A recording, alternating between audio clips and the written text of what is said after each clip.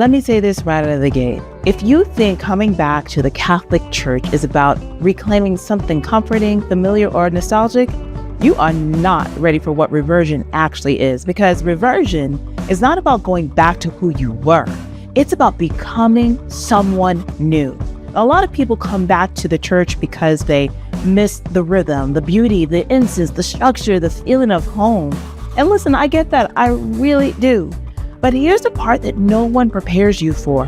The hardest part of coming back to the Catholic faith is not learning doctrine. It's not understanding the Mass, and it's not even accepting church teachings. The hardest part is realizing how much of your life has to change once you decide you are serious. Because Catholicism does not come back into your life as a comforting background presence. Oh no, it comes back as a claim. It comes back and starts touching your habits, your relationships, your choices, your time, your attachments, your identity. And this is where a lot of reverts get stuck. They come home emotionally, but not existentially. They come back sacramentally, but not morally. They may even come back intellectually, but not obediently. So what I want to do in this video is not celebrate reversion in a sentimental way. Oh no, I want to tell you the truth about it, because reversion is not nostalgia. It has to be a full conversion, and conversion costs you things.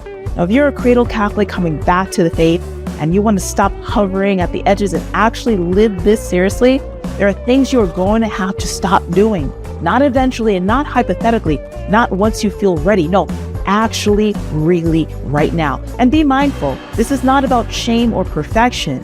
This is about honesty. So in this video, I'm going to walk you through the real changes that Catholic reverts have to make if they want their return to mean something. And fair warning, some of these are uncomfortable.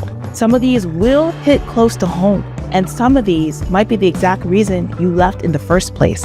But if you're still here, that probably means that God is asking you for more. So let's talk about what has to go, what conversion has always looked like. Now, before we go any further, we need to ground this in scripture, because radical conversion is not a modern idea. It is the pattern from the very beginning. When Christ called the disciples, he did not call men who were waiting around with nothing to lose. They were busy. They had work. They had routines. They had identities, fishermen mending their nets, a tax collector at his post, men in the middle of life. And when Christ said, "Follow me," they did not negotiate. They dropped what they were doing and followed him. That is the part we romanticize. What we forget is that following him did not suddenly make them perfect. They misunderstood him. They doubted. They argued. They fell asleep when they should have stayed awake.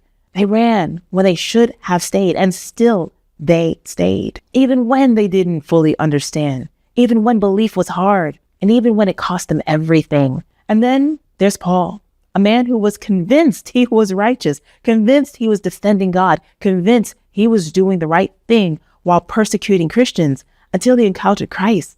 And after that encounter, his entire life was overturned, not just adjusted, not softened, but fully overturned. The gospel never presents conversion as a lifestyle upgrade. It presents it as death and rebirth, a leaving behind, a shedding of the old world, a complete reordering of how you see, choose, and live.